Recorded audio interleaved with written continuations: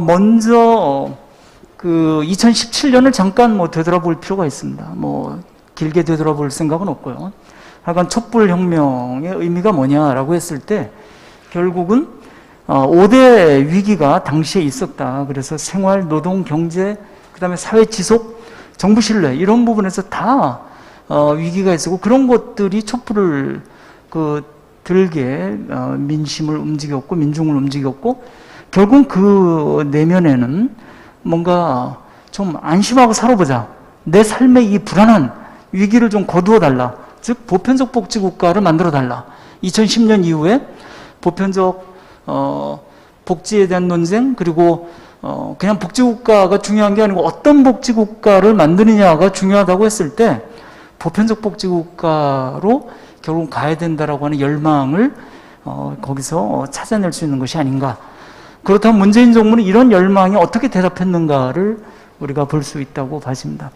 우선은 뭐 그동안 했던 여러 가지 노력들을 아까 입체적으로 좀 보고자 한다고 말씀드렸는데 길버트라고 하는 사람이 결국은 복지정책을 분석함에 있어서 분석의 틀을 얘기하는 것이 교과서적으로 많이 인용되고 있습니다. 그래서 그것이 이제 할당 allocation입니다. 누구에게 주느냐라는 것이고 그 다음에 이제 benefit 급여입니다. 뭘 주느냐, 얼마큼 뭘 주니 이거고 그 다음에 이제 딜리버리 시스템 전달 체계 어떤 경로로 주느냐라는 것이고 그리고 마지막에 이제 파이낸싱 어떤 재정 재원을 가지고 또 어떤 그 조건을 달아서 이 재정들이 운영이 되냐라고 하는 것인데 여기서는 세 가지 할당과 그리고 급여와 전달체계 이 중심으로 좀 입체적으로 보려고 했습니다.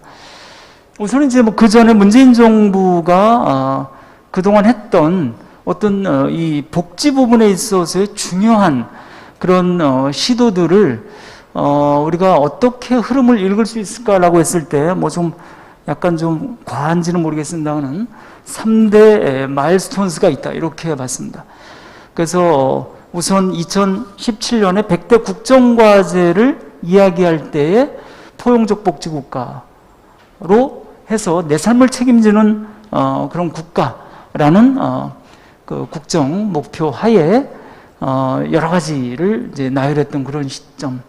그래서 문재인 정부가 복지국가를 표방했고 명백하게 이거는 노무현 정부에서도 표방하지 못했던 일입니다. 나중에 이제 그 임기 중에 복지국가를 강조했지만 출범할 때는 복지국가라는 말을 뭐 정식으로 채택하진 않았습니다. 김대중 정부도 생산적 복지였지 복지국가는 아니었습니다.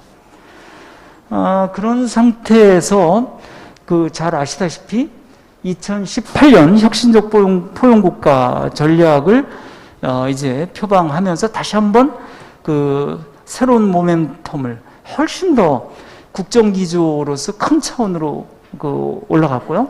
그리고 이제 그 2020년 그리고 2021년에 한국판 뉴딜을 얘기하면서 거기에 복지 내지는 사회 안전망 내지는 휴먼 니들 이런 식으로 들어가게 됐습니다. 어쨌든 이런 세 가지 모멘텀, 마일스톤스를 거치면서 이게 됐던 걸 어떻게 입체적으로 볼 수 있냐라고 했을 때 아까 말씀드렸던 대로 할당과 급여와 전달 체계로 나누어서 좀 볼 수 있다. 그럼 대상에 있어서는 어떤가라고 했을 때 결국은 그동안의 한정적인 그런 그 사각지대 해소, 취약계층 중심을 포괄적인 대상으로 이걸 넓혔다 이렇게 말씀드릴 수 있을 것 같습니다. 생애주기별로 아동서부터 노인까지 과연 공적 혜택을 보는 사람들이 얼마나 늘어났는지를 숫자로 대상자 숫자로 나열했고요.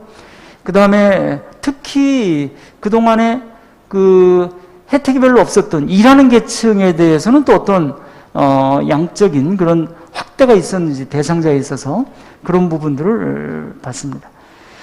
그러나 이제 문재인 정부가 뭐 그런 그 보편적 복지를 하느라고 취약계층을 도외시한 건 아니다. 그래서 취약계층과 관련해서도 부양의무자의 완전한 폐지는 아니지만 거의 완전한 폐지를 이루게 됨으로 해서 기초생활보장 수급자가 엄청 늘어나게 됐고요. 근로장려금 대상자도 상당히 늘어났음을 알 수 있습니다. 두 번째, 그러면 그동안 뭐 주기는 주는데 별로 그렇게 그 생활의 위기를 탈피할 만큼의 좀 적정한 급여를 주지 않았던 그런 상황에서 어떻게 급여의 적절성을 담보해 나가려고 했는지, 그런 점에서는 기초 생활을 보장했던 데에서 기본 생활을 보장하는 쪽으로 좀 나아간 거 아닌가, 이렇게 볼 수 있습니다. 그것도 역시 굉장히 많은 것들을 나열할 수 있는데, 건강에 있어서, 소득에 있어서, 그리고 돌봄에 있어서, 일과 관련해서, 그리고 여가에 또 관련되는 거겠죠.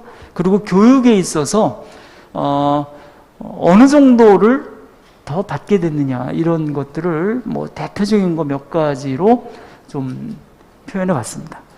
이것도 역시 그냥 눈으로 확인하시면 될 것 같습니다.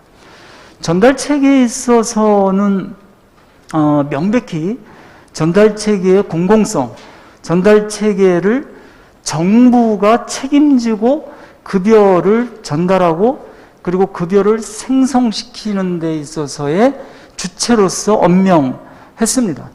그것의 가장 대표적인 것이 사회서비스원이라고 하는, 초기에 정권 출범기에는 사회서비스공단 이렇게 얘기를 했었는데, 그 명칭이 사회서비스원으로 돼서 그동안 정부가 설치는 했더라도 비영리법인 내지는 심지어는 개인한테, 보육시설 같은 그런 경우 개인한테 그냥 위탁을 줌으로 해서 결국은 민간이 운영하는 그런 형태를 취했던 것을 적어도 공공설립, 공공운영의 형태로 성격을 바꾸고자 하는 그런 시도가 사회서비스원의 굉장히 큰 의미입니다. 그리고 커뮤니티 케어라고 하는 지역사회 통합돌봄이라고 하는 우리말 표현으로 해서는 결국은 사회서비스에서 수급권이 명확하지 않았는데, 운이 좋아가지고 사회복지사가 자기 근처에 살면서 당신에게 이런 서비스를 줄 수 있다라고 정보를 들으면은 서비스를 받는 거고, 그렇지 않은 서비스를 못 받는 이런 상황에서 결국 지방정부가 책임을 지고 서비스를 받을 자격이 있는 분들에 대해서는 서비스에 대한 계획을 세워서 서비스의 제공을 통해서 문제가 해결되는 쪽으로 가는 이런 기조를 잡았습니다. 다만 이 부분이 정착되기에는 시간이 충분치 않아서 지금은 그냥 시범사업 정도로 가고 있다라고 하는 아쉬움은 또 있습니다. 그 외에도 보건의료 부분에 있어서 어떤 공공성을 강화하는 이런 부분, 그리고 돌봄 부분에 있어서 또 국공립 시설이 확충되는 거, 이런 것들은 잘 알려져 있는 사실입니다. 그렇다면 성과를 뭐로 볼 거냐, 이런 정책을 했다라고 하는 게 중요한 것이 아니고 어떤 성과를 도대체 냈다는 거냐라는 측면이 중요할 것 같습니다. 저쪽 오른쪽에 결국은 그거를 요약을 했는데요. 한 5가지로 봤습니다.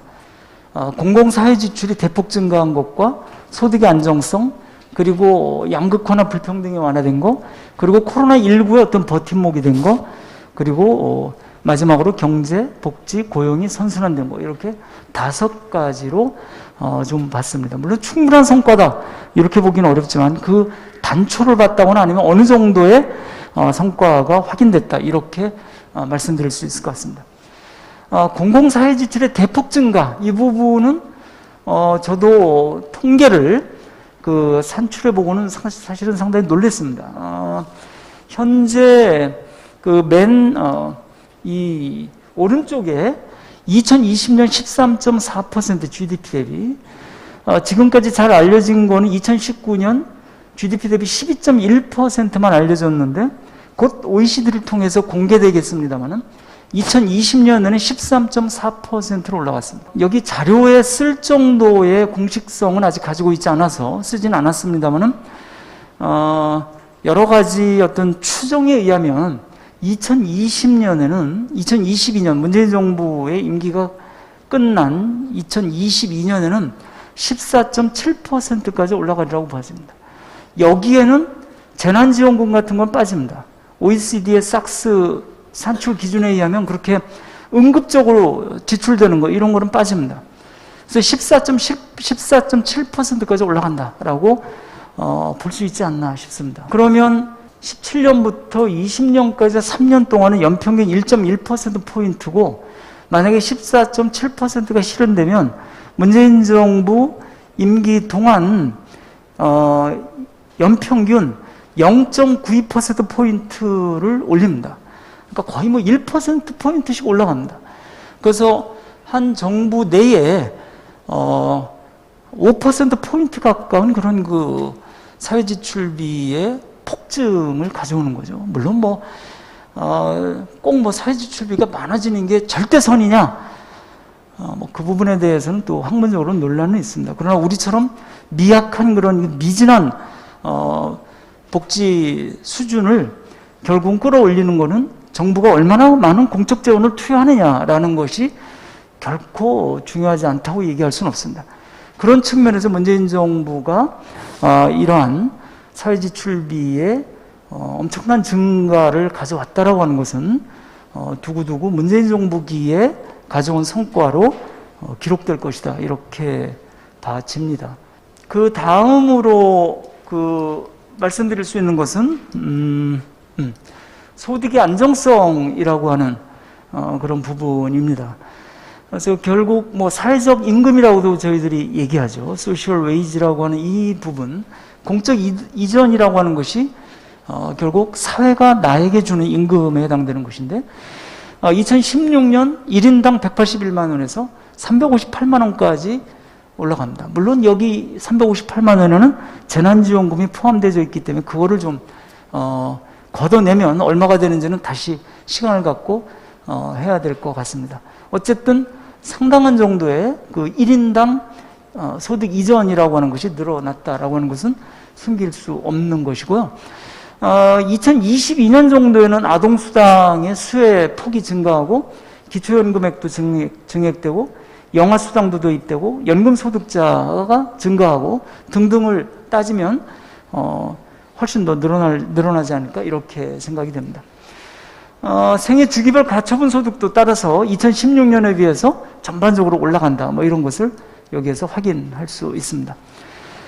세 번째 그런 그 성과로는 양극화 및 불평등 완화 이 부분은 뭐 홍정표 원장께서 너무나 자세하게 말씀을 해 주셨기 때문에 반복할 필요는 없을 것 같고 다만 하나 뭐 이미 많은 분들에게 알려져 있지만 노인 빈곤율이 2020년에 드디어 지긋지긋하게 40%대에서 OECD 최고의 노인 빈곤율이라고 하는 5명에서 이제 30%대로 내려앉긴 했습니다. 그러나 OECD 꼴찌라고 하는 그런 5명은 뭐 최고라고 하는 거는 벗어날 수는 없습니다만은 마의 40%대에서 내려앉았다. 뭐 이렇게는 자유를 할 수 있을 것 같습니다. 이제 뭐 아까도 말씀드렸듯이 이런 것들이 이제 2022년 시점에 어디까지 내려오느냐, 이 추세가 어디까지 더 강하게 뻗느냐, 뭐 이런 것들이 이제 앞으로 시간을 좀 지내서 저희들이 확인해 봐야 되는 포인트라고 생각을 합니다.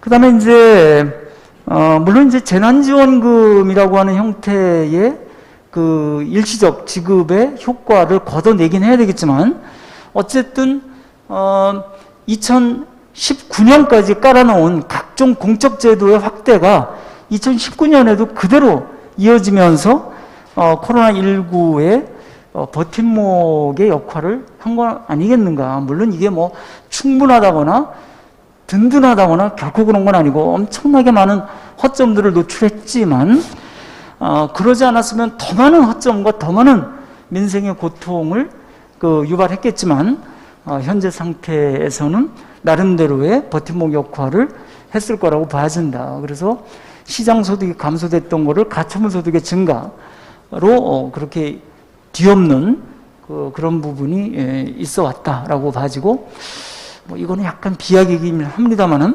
어쨌든 국민들의 어떤 자부심, 정부에 대한 신뢰도 이런 것들이 늘어난 거에도 조금은 관계하지 않았겠나? 뭐 이렇게 좀 엮어봤습니다. 마지막으로 5번째 성과는 복지와 경제 고용의 선순환 기반의 어떤 단초를 확인할 수 있다라고 하는 겁니다.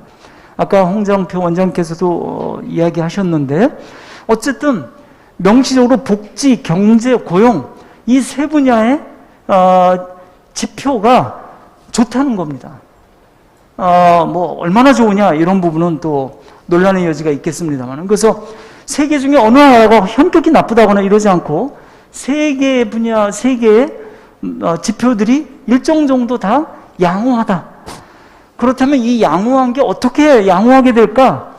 아직 실증되진 않았지만 결국 양극화 해소라고 하는 것이 혁신 역량을 제고하고 성장을, 노동 생산성을 증가시킴으로 해서 성장을 가져오고 그런 것들이 일자리를 창출하는데 고용 없는 성장을 가져올 수 있기 때문에 공공부문에 일자리를 창출시키고, 그래서 일자리가 창출된 것이 소득의 증가로 그렇게 올 수 있는데, 그때 일자리 증가가 반드시 노동소득을 절대적으로 증가한다는 보장이 없기 때문에 최저임금을 늘리거나 아니면은 임금 격차를 축소하거나 이런 형태를 통해서 소득 증가를 가져오고, 그런 것들이 공정과세나 그리고 다양한 그런 공적 이준 소득과 함께 양극화를 해소한 쪽으로 그렇게 갈 수 있는 이런 어떤 메커니즘이 발동되는 것이 아닌가. 그래서 향후 이 부분에 대해서는 좀 더 실증적인 분석 작업이 시간이 가면서 이루어져야 되지 않겠나라고 생각을 하고 있습니다. 그렇다면 이런 성과에도 불구하고 정말 매우 뼈아프게 생각해야 되는 한계는 무엇이냐? 나열을 하자면 수없이 많습니다. 개별 정책들을 나열하자면 아까도 말씀드렸지만 커뮤니티 케어가 제대로 잘 됐니? 아니면은 문재인 케어라고 하는 것이 정말 어떤 의료 체계의 개편, 개혁 이런 것들을 함께 동반한 것이냐? 아니면은 아동보호, 아동학대 이런 것들에 대한 지금 방어 구축도 기반도 정말 제대로 공적 어떤 그런 책무성을 전제로 한 것이냐, 등등. 그리고 부양의 문제도 완전한 철폐를 하지 않지 않았냐, 등등의 여러 가지 부분에 있어서의 아쉬움이 있습니다. 그러나 이제 크게 볼 것 같으면 한 3가지로 얘기할 수 있지 않을까 싶습니다. 우선은 어느 정권이나 사실은 필요한 제도 간의 정합성, 이런 부분들을 문재인 정부가 좀 더 과감하게 하지 않았다. 우선 많은 제도들을 신설하거나 확충하려고 하는 부분에만 그쳤지, 이 제도 간의 상충과 중복 이런 부분들을 어떻게 더 효과적으로 그렇게 만들려고 했느냐라고 하는 부분에 있어서는 과감한 시도를 하지 않았다라는 것이고요. 그리고 이렇게 이제 공적 재원이 많이 쏟아부어지는데, 특히 사회 서비스 부분에 그랬을 때 이 전달 체계가 과연 그 많은 돈이 공적 재원이 효과적으로 쓰일 수 있도록 잘 구성이 되어 있냐라고 했을 때 절대 그렇지 않음에도 불구하고 절대적으로 이 부분에 대해서 많은 노력을 하지 않았다. 이런 아쉬움이 있습니다. 물론 이제 다 아시는 것처럼 사회보험의 개혁, 이거는 국민연금뿐만이 아니고 건강보험 그리고 장기 요양보험 등등에 있어서도 획기적인 개혁을 하지 않았다. 그래서 전국민 고용보험에서 전국민 사회보험 같은 이런 어떤 슬로건을 내걸고 사회보험의 개혁을 좀 더 강도 있게 시작을 하고 적어도 마스터 플랜 같은 거를 만들어 놔야 되지 않았겠는가, 이런 생각을 해 봅니다. 이런 아쉬움을 뒤로 하고, 그럼 문재인 정부는 이제 복지국가에서 어떤 의미를 남겼을까, 그냥 2가지로 말씀드릴 수 있을 것 같습니다. 첫 번째는 문재인 정부는 결국 애초에 2017년 국민의 열망 속에 들어있는 그냥 복지국가 아니고 보편적 복지국가의 기반을 구축한 것이 아닌가. 보편적 복지국가로 완전히 갔다, 이렇게는 절대 얘기할 수 없지만 그동안 복지국가의 어떤 한국적 복지국가의 정확한 기반이 잘 읽혀지지 않았는데, 문재인 정부에서는 그거를 보편적 복지국가로 가는 기반을 만들어 놨다. 그래서 여러 사람의 그 보편적 복지국가에 대한 정의 내지는 구성 요소에 대한 견해가 있습니다만은 그 중에 팔매라는 학자가 얘기한 거를 통해서 보면 대상과 급여와 전달과 체계와 재정에 있어서 그가 제시한 요건을 나름대로 그 충족하는 쪽으로 진전됐다. 그리고 무엇보다도 보편적 복지국가로서 아니면은 선진복지국가로서 갖춰야 될 제도적 완비, 어떤 완성체의 모습을 그렸다. 그 중에 가장 대표적인 새로운 도입제도가 아동수당이고, 그리고 실업 부조고, 그리고 이제 문재인 정부가 하겠다고 선언했고 시범사업을 오래 하고 있는 상병수당, 이 세 가지를 들여옴으로 해서 더 이상 이제 뭐 새롭게 들여올 제도는 없지 않나 이렇게 생각되는 의미를 낳게 됐다라고 하는 것입니다. 결국은 뭐 역대 정권하고 비교를 해봤을 때 문재인 정부는 보편적 복지국가의 문을 열었다라고 하는 것을 의미의 두 번째이자 마지막으로 슬라이드를 만들어봤습니다. 김영삼 정부 이전부터 역대 정부에서 어떤 특징들이 있었는지 볼 수 있는데요. 어쨌든 복지국가의 그 문이 열린 거는 일반적으로 김대중 정부부터 시작을 해서 노무현 정부까지 그것이 좀 팽창됐던 시기고, 그리고 보수정부 10년 동안 정책이 갈지자 행보를 그렇게 거쳤다가 이제 문재인 정부가 보편적 복지국가의 문을 열었다 이렇게 볼 수 있지 않겠는가. 근데 이거를 앞으로 얼마나 더 굳건히 보편적 복지국가로 갈 거냐, 아니면 여기서 다시 또 혼돈기를 맞을 거냐, 이런 것은 다음 정부의 몫이라고 생각을 합니다. 뭐 일반적으로 한국이 중부담 중복지만 가도 뭐 오감한 거 아닌가 그런 견해가 있습니다. 근데 저는 뭐 개인적으로는 중부담 중복지가 우리의 목표가 될 수는 없다. 우리의 목표는 보편적 복지국가로 가는 거, 그게 목표가 되는데 그냥 액면으로 보일 것 같으면 저부담 저복지에서 중부담 중복지를 거쳐서 고부담 고복지로 가야 되는데 중부담 중복지를 상당히 빠르게 문재인 정부가 결국은 가게 됐다. 물론 GDP에서의 사회지출비 비중은 빠르게 갔는데 사실은 강병구 교수님께서 말씀하시겠지만 이 조세부담률, 국민부담률에 있어서는 크게 진전을 못 시켜놨다라고 하는 것은 매우 애석한 부분입니다. 그렇지만 중부담 중복지로 생각했던 것보다 좀 빨리 다가간다, 그런 정도의 의미가 있을 것 같고요. 끝내는 앞으로 뭐 10년이 걸릴지 30년이 걸릴지 50년이 걸릴지는 모르겠지만 우리는 결국 혁신적 포용국가로 가야 되고, 그런 혁신적 포용국가는 혁신과 포용이 잘 발달된 그걸 가지고 보면 한 7개 나라가 해당되는데 그런 나라군으로 가야 되지 않겠나 이런 생각을 하면서 이제 다음 정부도 한국의 복지국가를 향해서 큰 진전을 이루어 주기를 바람하지 않습니다. 영국의 마지막으로 말씀드릴 것은, 영국이 사실은 뭐 아시다시피 노동당이 1946년에 집권을 해서 1952년인가요? 그때 노동당이 다시 보수당으로 넘겨줍니다. 그 뒤부터 한 10년 정도 주기로 왔다 갔다 합니다. 스윙이라고 하죠. 그렇지만 그 2차 세계대전 이후에 베버리지 보고서를 통해서 영국 국민들에게 심어진 복지국가, 보편적 복지국가의 이 어떤 이 기조는 보수 정부가 와도 크게 흔들리진 않았다, 이렇게 평가됩니다.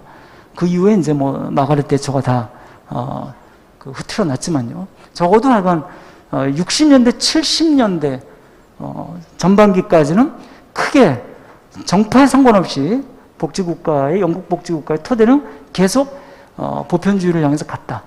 그렇다면 대한민국의 앞으로 2022년부터 5년 동안 어떤 복지국가를 갈 것이냐에 대해서 저는 영국의 사례를 좀 떠올려 보고 싶습니다. 마치겠습니다. 감사합니다.